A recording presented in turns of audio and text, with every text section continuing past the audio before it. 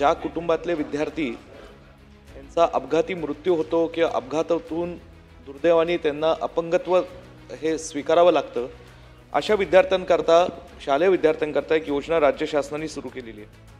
त्या योजनेचं राजीव गांधी विद्यार्थी अपघात सानुग्रह अनुदान योजना म्हणून ही गेल्या अनेक वर्षांपासून राबवली जाते। अध्यक्ष महोदय, या वर्षी आणि मागच्या वर्षी मला जी माहिती मिळाली आहे, जवळजवळ 30 विद्यार्थ्यांचे 40,44,000 रुपये असे या विद्यार्थ्यांचे हे अनुदानाचे पैसे हे प्रलंबित राहिलेले आहेत।